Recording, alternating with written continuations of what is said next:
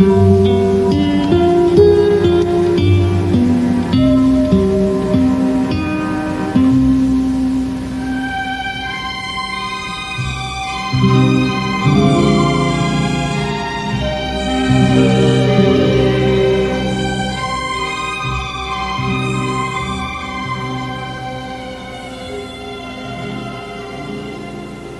I'm Lenna Cass, the J.P. Weaver Company. Today we're going to lead you into the techniques that I use to create my color finishes.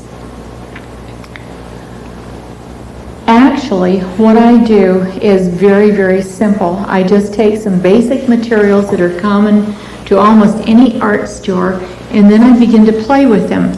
But through the years, I developed a sequence of using them that seems to work for me.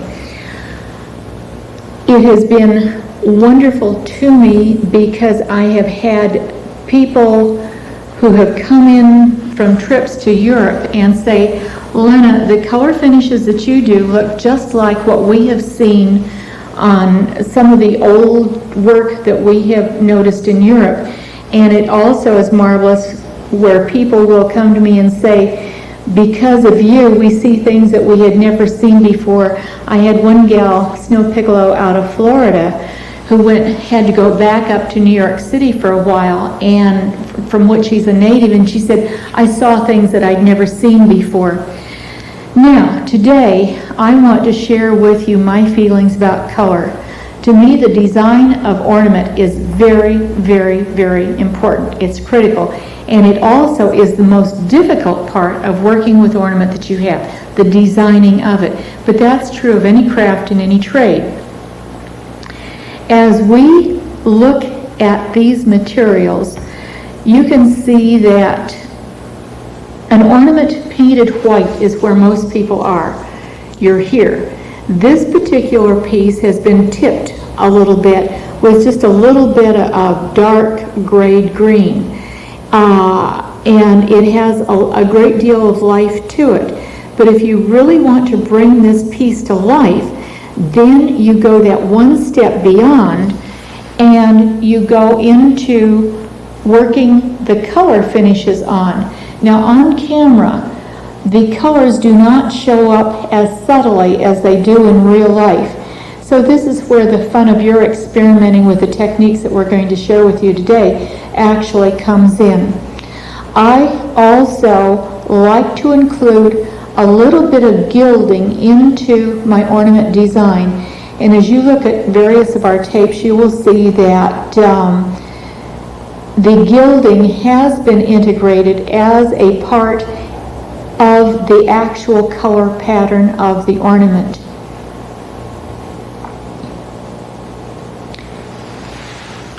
Now, let's start back at the very, very beginning, the do's and don'ts of paints and composition ornament, especially our composition ornament. Our ornament is clay-like in nature, and because it's clay-like, it's also water-based, so that anything that you put directly on top of the ornament that has water in it is going to tend to dissolve the surface of the ornament. Thus, as you are working, you do not want to go on top of the raw ornament with a water-based material, particularly a water-based primer. And most of the painters throughout the country like to use a water-based flat or some variation thereof as their first primer. And what frequently happens is they'll use a water-based flat. They'll say that it's dry in an hour. Then in an hour or 2 or 3 hours or whatever, they will go on top of with whatever materials they're using. And frequently they tend to use a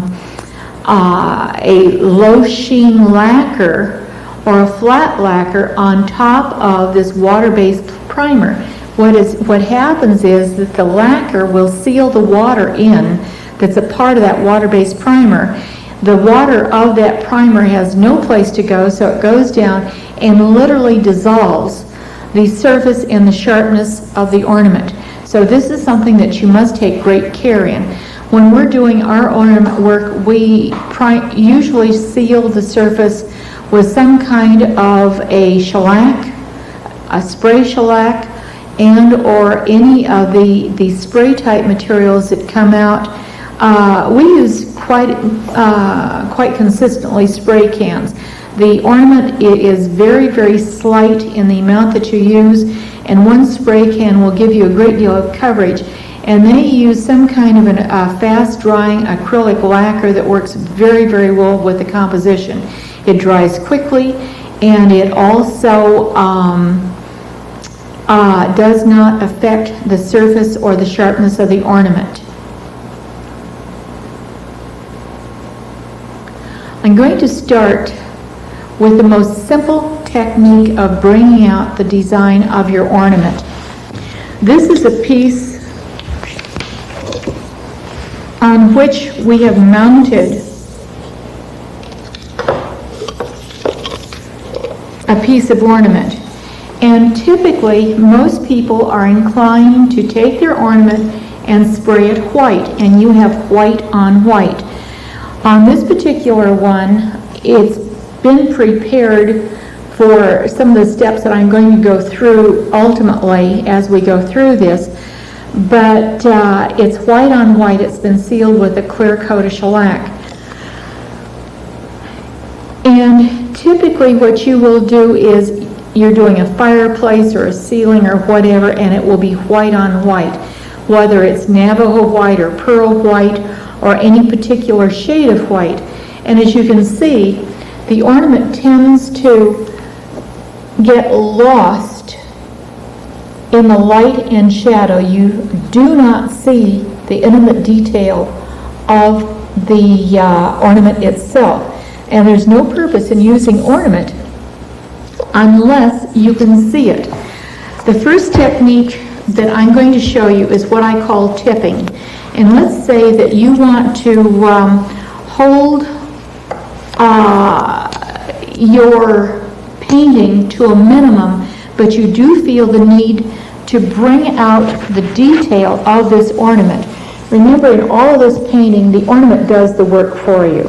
You don't have to, all you have to do is just follow these techniques, play with them a little bit, and you pick them up very, very quickly. It's exciting to see some of you do some of the work that you do, because you get so excited, and it makes master technicians out of you very, very quickly, because the techniques are so simple. The first thing that you're going to want to do is you're going to want to highlight your ornament.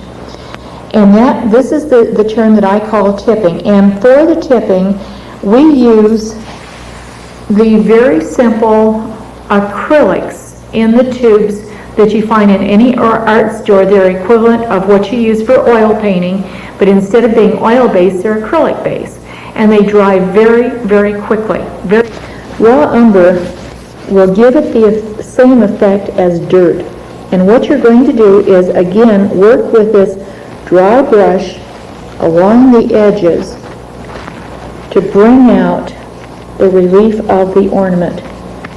And as you can guess, I'm working upside down and I cannot see what I'm doing.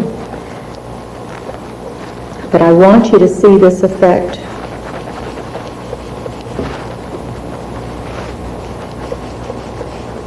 You want to just barely catch the edges of the ornament, enough to bring them out so that they stand out from the background. Unfortunately, on camera, it looks like a glob.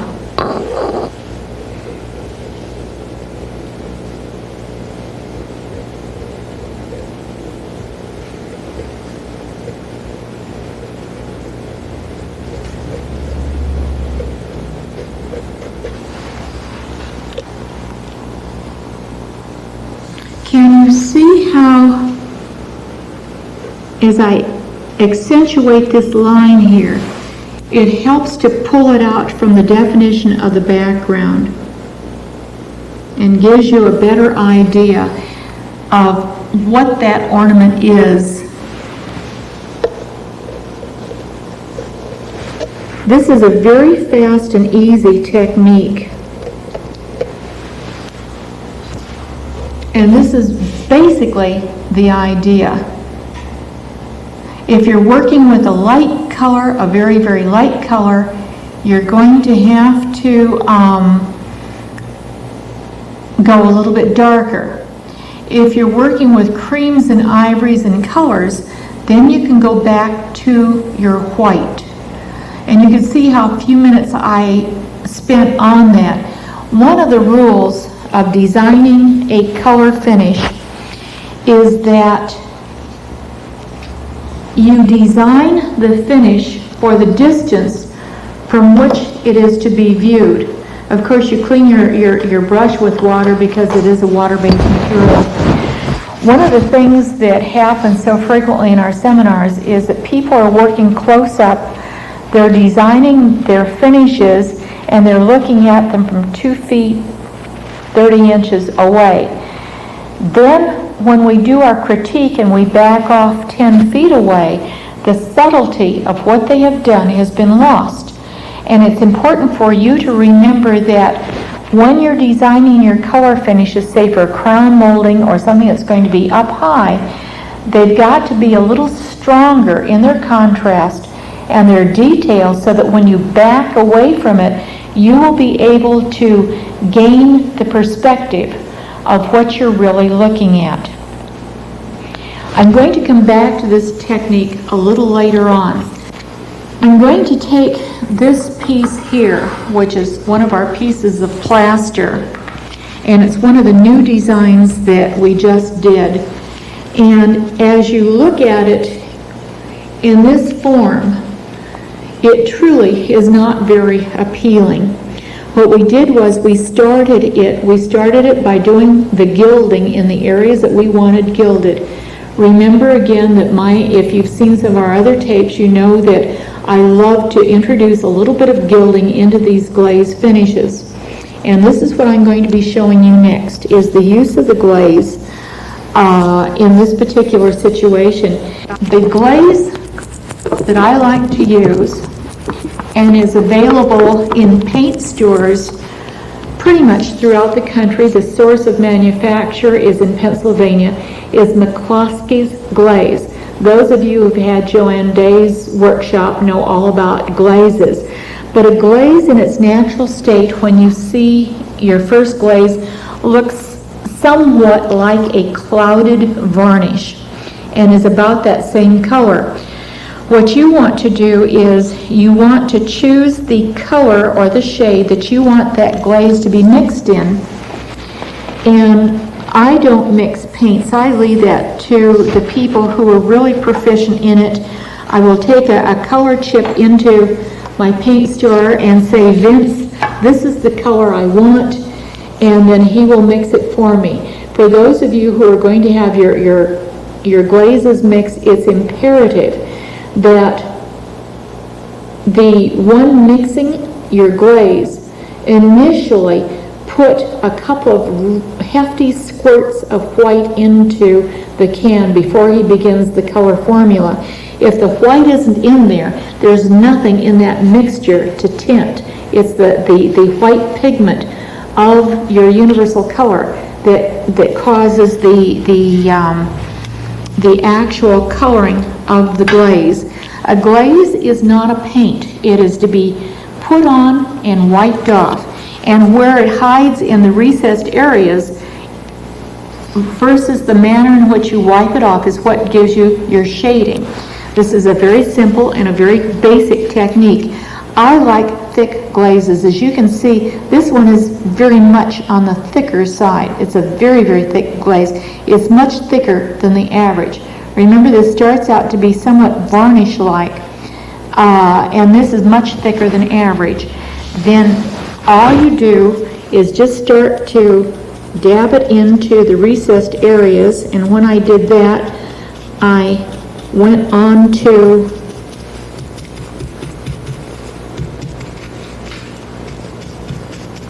and over splattered onto my other sample that I'm going to be hitting later, so I'm going to have to wipe that off.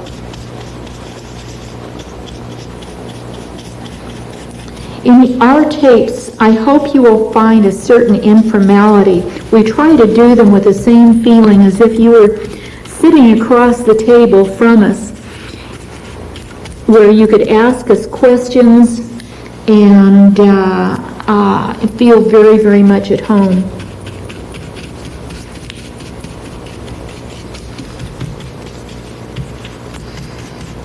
I'm going to do just this half here and wipe it so that you can see the effect of the glazing technique. Now, just simply take and wipe back what you don't want. You will find that this is a technique like anything else, and I suggest that you start with a sample of some sort that is not part of a major project so that you can test the technique and play with it. I wish I could share with you all the problems that I had through the years as I try to figure out what actually made a glazing technique work and what doesn't work. You can see the various tones of the color coming back through, and you wipe and you keep on wiping until you get it to the level of coloration that you happen to be after. You can bring back all the detail that's in the ornament, but you can see that this is pretty much a mechanical thing. As I said, the ornament does the work for you, believe me, in the sense of an artist, a real artist who has the ability to paint canvases. I don't have that kind of ability. I can draw a little bit, enough to get me by, and you've seen my drawings in our volume number 3, our design handbook. But I can create, I can visualize, and that's where the fun lies. And the ornament, as I said, does the work for you. I think you can begin to see some of this coming back out. Now, if you don't want it quite that much of a difference in color, you can go back and put a little more back on. One of the tricks is, let's see if I can get this way, you've got to fill in all the recessed areas, all the cracks and crevices. You don't want any of that recessed area of the ground color showing. On this one, we did not have a ground color. We used the natural color of the plaster, and this is one of our plaster pieces that's available for you by the foot. In fact, I had some clients come back from the Newport Mansions and said, Lenna, I saw molding just like yours at Newport. Well, I've never been to Newport, so I didn't know that. We derived our ideas out of some old Gringling Gibbons carvings that we had seen and loved very much, and put the design together for you. Now, I took that back out and brought it back again. I hope you noticed that when I did that, I guess my brush was off camera, I did not dip my brush back into the glaze. As the glaze begins to tack, it reaches a wonderful wiping consistency where you can drag and leave a little bit of texture behind you, even more than what may be in the original piece. So you can absolutely control what you're doing. And you can have more texture than might have been original, or smooth it out. Now, I like to wipe back my gold, and sometimes when I'm trying to bring the gold back, I may even take a little bit of paint thinner so that I get a nice clean surface. But if you do the paint thinner, make sure it's very, very dry. You don't want it wet, because that wetness will dissolve all the work that you've done. And as I started to say, and I don't remember if I said it all the way through or not, if you're glazing or antiquing and you find a spot that you've missed, for heaven's sakes, do not take your brush and dip it back into the can and get your brush wet to put more glaze back on your surface. Keep using your brush because the glaze on your brush is at the same tack and drying level as the surface of the material that you are working. That's very, very, very important. Now this gives you a little bit of a feeling and shows you some of the white area versus the glazed area.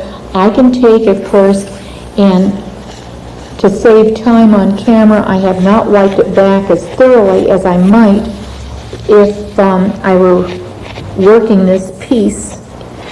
The idea of the tape is to give you enough of an idea as to what to use and how to use it so that you can go ahead and experiment on your own. Remember, if you have any questions, all you have to do is call me. I'm always happy to answer your questions, and I take many, many calls from people who are on the job and they run into problems, and we try to be here to answer those questions for you. Really, I think this is quite an effective finish. Again, camera and photography is very deceiving. This is worked on the white base of the raw plaster, and that glaze was really this kind of mauve chocolate brown on top of the white. Now, if I had sprayed the basic plaster piece in a soft beige and then sealed it with my shellac and then given this chocolatey brown, it would have the same type of feeling and coloration and look like a piece of carved walnut. Very, very effective technique. So let me go back and tell you, you saw me wiping. One of the things I told you that I tried to figure this thing out for myself years and years ago. And I saw all these wonderful finishes, but none of the professionals would tell me how they did it. These professional secrets that nobody wants to use. I could see that they used a flat paint as the base coat, which is what I like to use. I do not like to use an enamel. An enamel adds a thickness and a gluckiness to it that I don't like. So my formula is I will spray it with a flat, whatever that color is, whether it's beige or white or pink or whatever.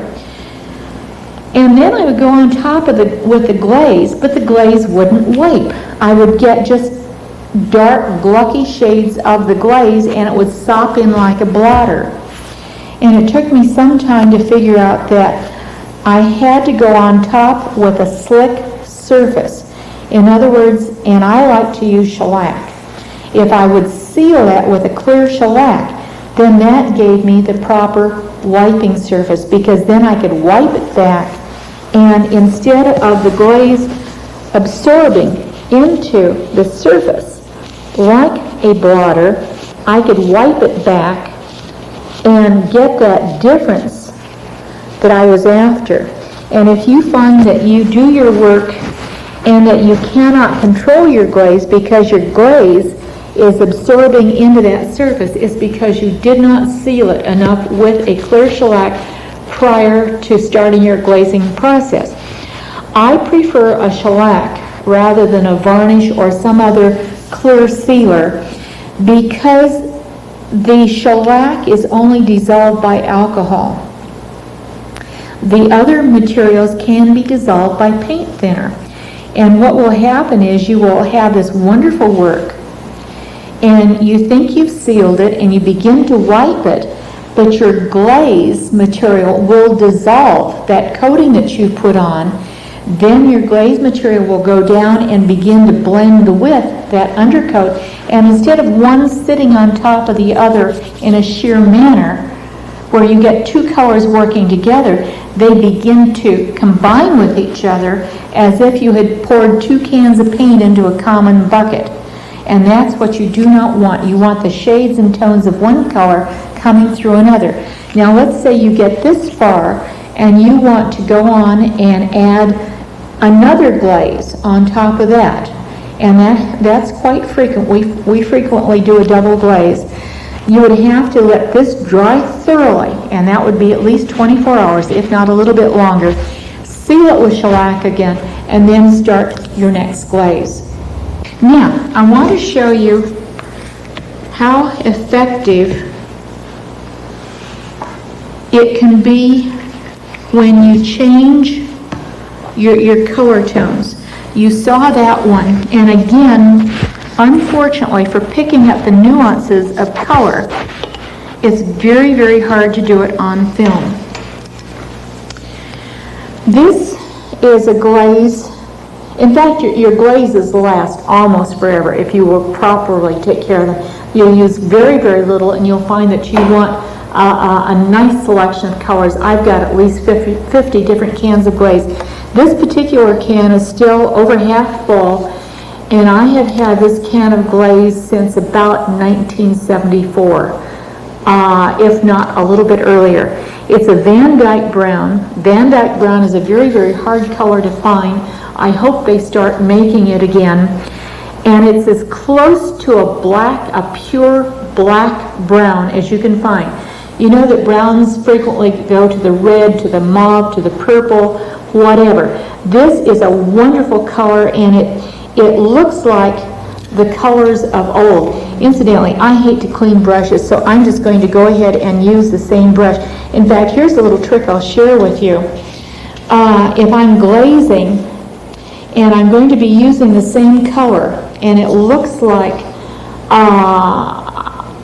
I have to take a break of, say, 3-4 hours or even on into the next day, what I'll do is I will really wrap my brush up tightly in saran wrap and throw it in the freezer, and it works. It saves you from that extra cleaning of the brush. Okay, this is going to be a little bit messy, but fortunately you're not here in the direct line of splatter, so you don't have to worry about it. But again, what we're going to do is we're going to just take, and that was too wet. I should have dried off my brush. So I'm going to work off of that area. When you're glazing, it really is helpful to learn how to control the amount of glaze that you have on your brush. And the drier you can work, in other words, the less material you have on your brush, the easier it is to control, and the further it will go. This is one of my all-time favorite color combinations. I just think it's timeless and absolutely beautiful.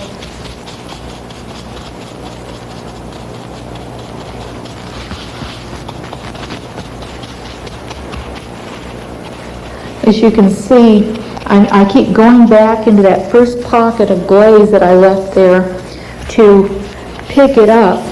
And you can also see that I have done all of this without going back and re-dipping my brush back into that can. This void spot in the molding in here, as we've developed some of our moldings, we keep experimenting. Everything that you see that comes from us, we make ourselves and design. And we've tried experiments where the end of this molding will butt with the beginning of the next one. What we frequently do is hand overlay the joint with matching ornament so that where the joint comes, you have an absolutely perfect match of ornament. I'm covering the entire piece with the glaze, and then I'm about to start the wiping process. I want to make sure that I have all those little recessed areas. When you're working your larger projects, always start with a sample first, so that you get a feel of your material, so you know how fast you're going to have to work and how your material is going to work for you. This is going to give a very wood-like finish.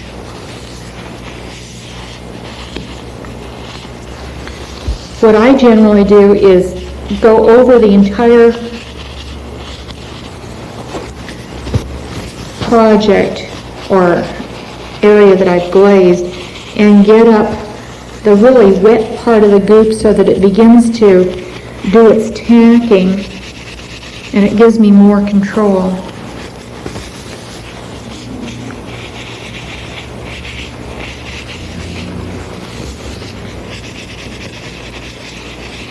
Now remember what I said. Let's say that you felt that you wiped away too much more there, or too much glaze there, and you wanted to go back and put some in. It's fine, you can do it as long as you don't dip that brush back into your bucket. Forget what I said, and the first time you do it, believe me, you will remember, because it'll just dissolve everything and leave a great big blotch in the middle of your work, and you'll find that you have to go back and completely redo that entire area.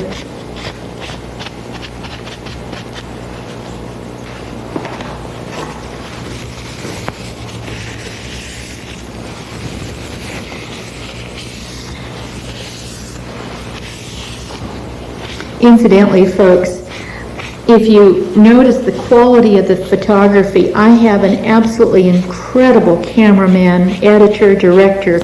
Had to marry him to get him, but he's terrific.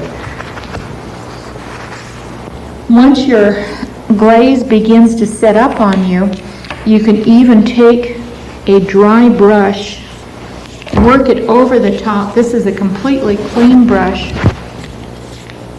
that you then go back over and work the surface, and it helps to smooth out some of that and then work a little bit of feeling of green back into it.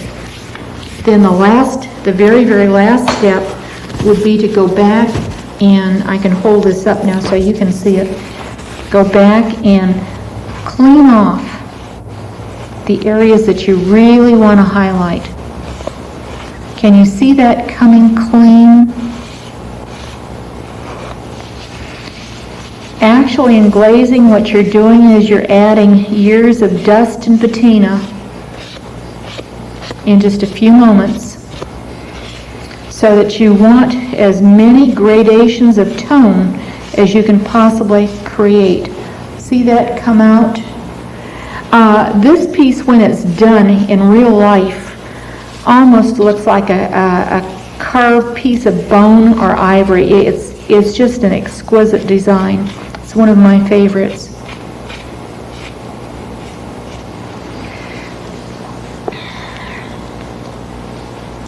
Let me hold it up so you can get a better look.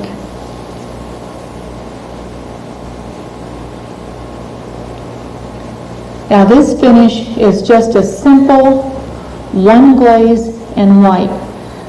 Beyond this point, you can do anything you want to. As you do your work, you will find that you will want to use all kinds of variations on a theme. You'll want the one glaze and wipe. You'll want to go in and add your gilding and your coloring. And you must always be concerned with the budget that you have to work with. We've waited for a period of time and allowed this to dry because we wanted you to see it the way it actually appears.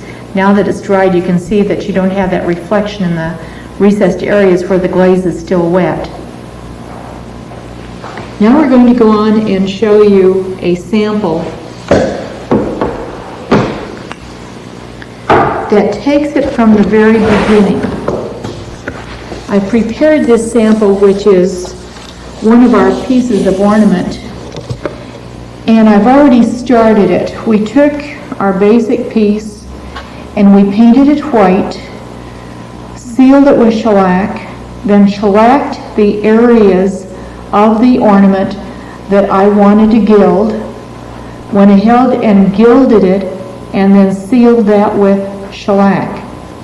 So now we're ready to start the color finish process. The first process that I like to do is to glaze it. And the color of glaze that I'm going to choose on this particular one is kind of a rotten stone color. It's not gray and it's not beige. It's just kind of a clay-like, earth-like color that is wonderful on top of white because it gives it a soft patina without interfering with the shade of the color. And again, this is where you go to your paint store or you start mixing yourself, and you mix whatever color you want to see. Again, the glaze that I like to use is McCloskey's. Many times I like to work out of the lid, and I'm just going to start working this into the areas, and I will work this over the entire surface of all of my ornament. When you're glazing on top of gold, you want to make sure that your gold has a good solid cover of shellac. You may even want to do 2 light coats of shellac to make sure that when you begin to wipe your glaze, you don't also remove your gold.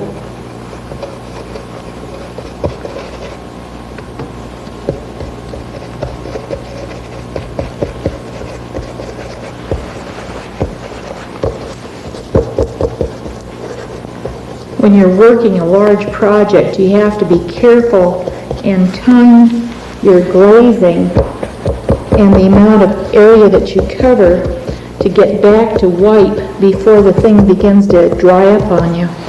But I think I'm safe on this with just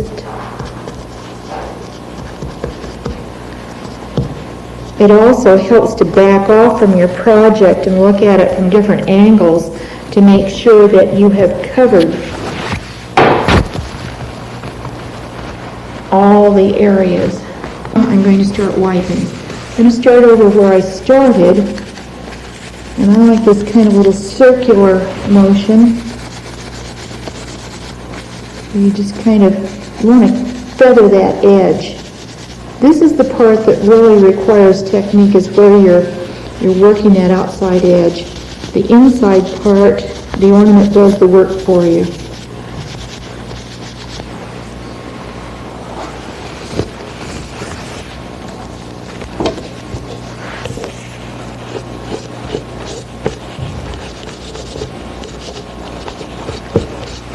Everybody has a different touch and a different eye, and this may take a little bit of practice before you get it to the point where you want it to be and get the look that you're after.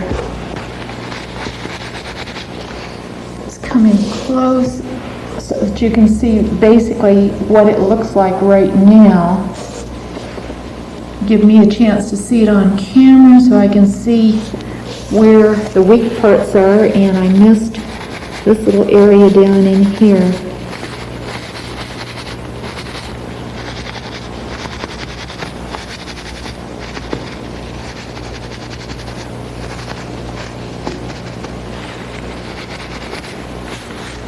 Problem when you're doing something like this is to know when you stop. When are you through?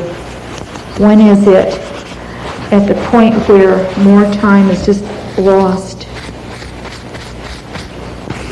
You want to pay particular attention to remove your glaze from the highlights of the gold so that they come back and are nice and brilliant.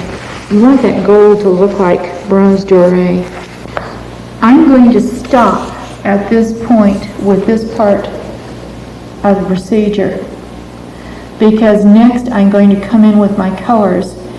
If you take a close look at this, you'll see that it's truly beautiful right where it is right now. But I'm going to show you how to do the next step, how we do the coloring.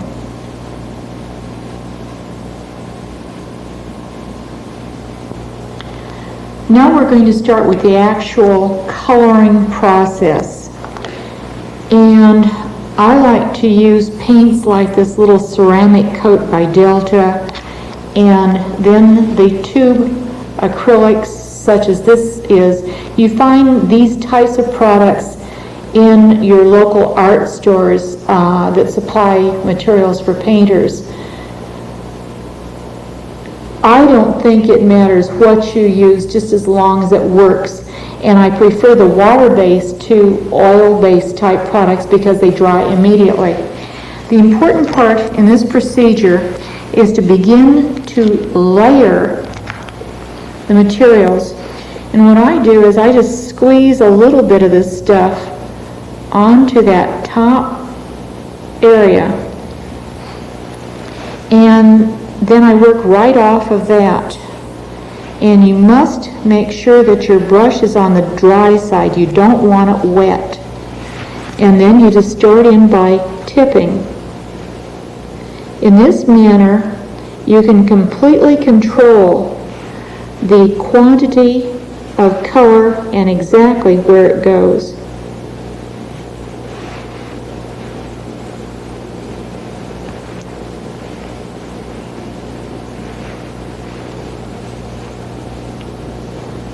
This is where it begins to take life for you, and it will also pick up more form. I'm going to go on into the leaves.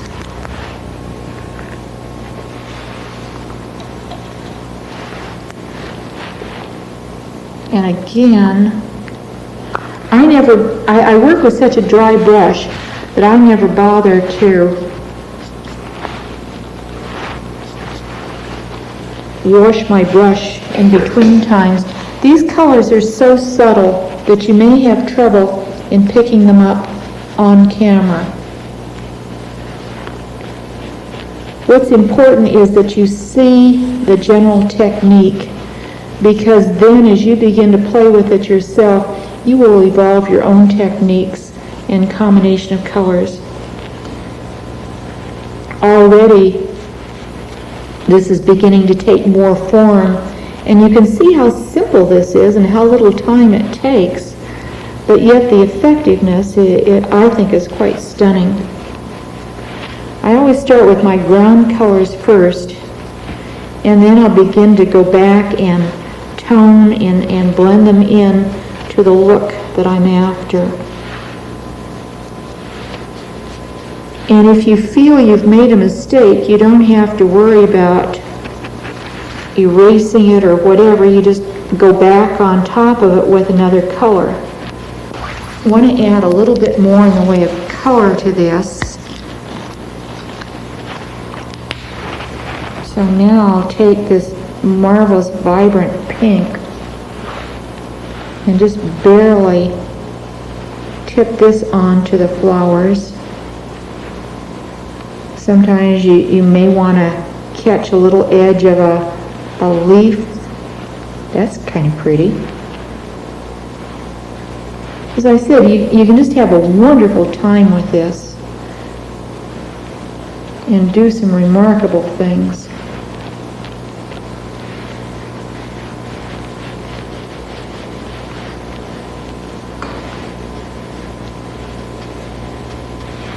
You're just barely catching the edges.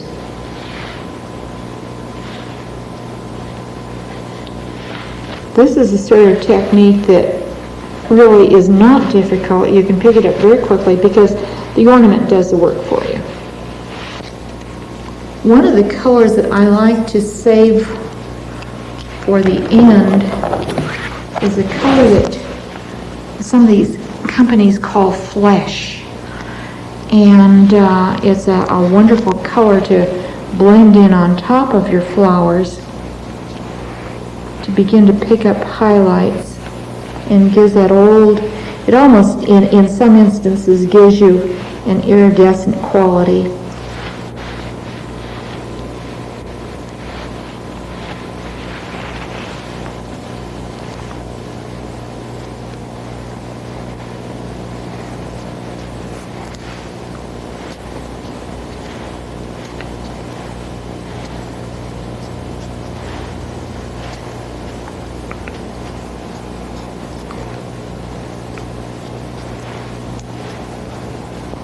Now we're going to come in tighter so that you can get a close view. Can you see that the ornament is beginning to take on its definition, but it's still just a little tiny bit flat? I'm going to show you what I do as my last two steps to try and get that ornament to bounce out just a little tiny bit. One of the areas where I began to pick up some of this technology was as I began to design our ads for Architectural Digest. And I picked up some tricks for making the ornament really read in photography. The first thing I do is to take raw umber, which is that dark, dirty brown, and put the equivalent of dirt onto the edges of the ornament. Now remember, your brush has to be very, very dry. I'm going to start in the center here and just catch the edges of this ornament with this umber. And this I do to everything regardless what the color is. It's just part of creating that patina to the ornament.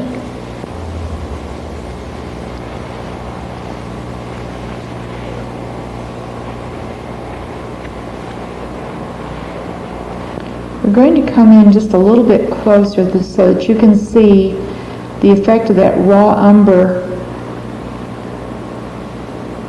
and see how it's beginning to pick up some of the edges of the ornament and help bring them out and define them and give them that wonderful feeling of age. There's something that you must always consider in your work, and that is your finish is designed to be seen from the distance from which it is usually going to be viewed. For example, if you design a finish to be viewed from 8 feet away, if you get 2 feet away from it, it's going to look garish. If you design a finish to be viewed from 2 feet, it is not going to show from the 8 feet away. So it must be evaluated from the distance from which it is going to be seen. Now I'm going to put this back down again, and the last edging, if you will, that I do is going to be the white, titanium white. And this is the one that really makes the thing bounce. During this whole process, I have not washed my brush. The minute I wash my brush, I have to start basically all over again because my brush is wet. Can you come in tight on this? I want them to see how this little bit of white helps to illuminate the edge of that ornament. Can you see just that one little bit? I just did that center rose. Now I'm going to go for the petaled flowers around it and help them to pop out.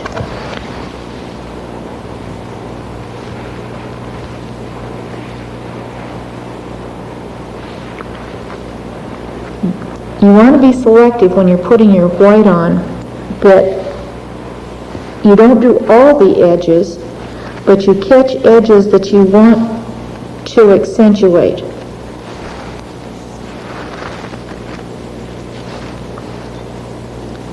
Make sure that your brush is never too wet.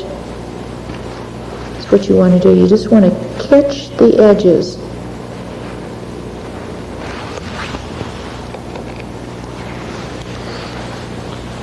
The wonderful thing about water-based paint is that if you do go over into an area that you don't want it on, you can easily remove it.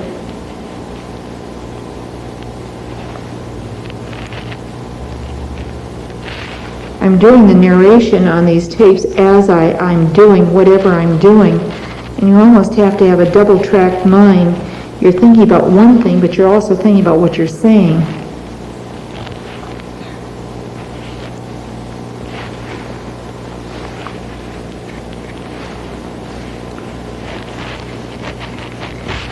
You may think that you're going over the same surface over and over again, but it's this layering of these colors and the way they come through each other that gives it that wonderful old, they called my work the old Italian patinas. In fact, Jim Avinsnick from Nashville, Tennessee had gone to the Smithsonian at a time when I was working on one of these finishes and we were talking over the telephone, and he said that he had just seen some finishes at the Smithsonian that were just like my finishes, and he was studying them, trying to figure out how they had done them. And when you only have so many mediums and so many paints, there are only so many things that you can do. And the other approach is to put your color underneath and then glaze over the top of it. And I think it's much easier to work this way, where you're laying your color on top of your glaze. You can control your color so much more easily. And if it's not coming out the way you want it to, you can easily go back and adjust it. Whereas when your color is underneath, the only thing you have to work with is your glaze, and it's just too difficult.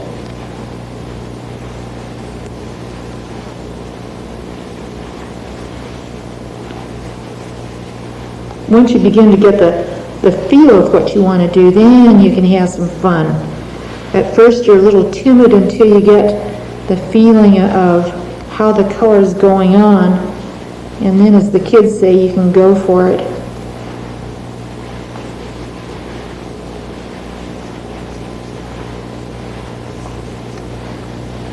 This white is just, it makes it almost look frosted.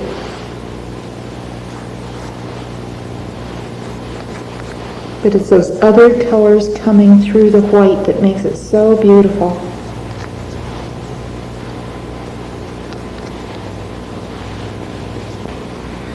And I think for the moment, for the purpose of our film, I'm going to stop here because I'm getting the effect that I like. And I will let you go on from here. Let's let you take a close look at it, and you can make your own decision.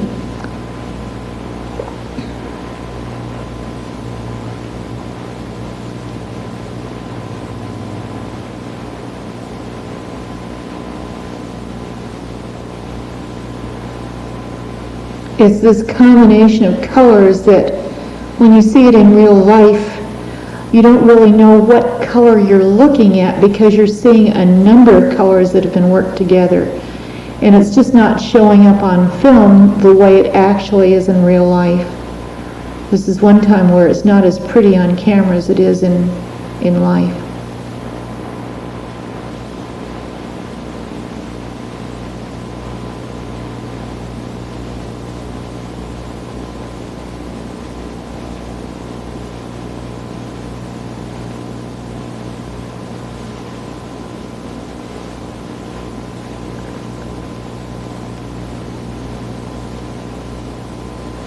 As you look at this, you can see my composition where I've done the circle of leaf in here, which holds you into the heart of the design, and then the other elements flow off of that basic line flow, but what takes you back to the heart or the core of the design. I feel that this type of integration of the gilding with the color is so vitally important to achieving a really beautiful finished product that is unique in today's art world. This is something that you need to play with, and you'll develop your own styles and your own techniques. Now we're going to take you into an extreme example of how effective color can be. This is a clip from one of our other tapes that we wanted to conclude with, And we're showing you just a simple white plaster rosette on just a washed gray background. Many of you have seen this before. We're going to take you to an extreme example of what color can do. We've done a very heavy technique of gilded ornament on a black background with soft oriental type colors that have been washed onto the surface. You're looking at this rosette mounted on a mirrored ceiling with a crown molding in the background. The area that you're looking at is really very, very small. It's about a 6-foot coffer set into the ceiling of a room that is about 11 by 12. Very small by most standards, but yet very, very effective. When you have this type of decoration, that's all that you need. When we come in tight, you'll see that the background was painted black. Then we did the gilding and applied a mauve overglaze, wiped that back, and then tinted the flowers in the same technique that you have just seen. Play with it, you'll have fun with it, and if you have any questions as you begin to do your own work, please feel free to call me. Thank you for your time. It's been a pleasure to share our art form with you. Thank you. Bye-bye.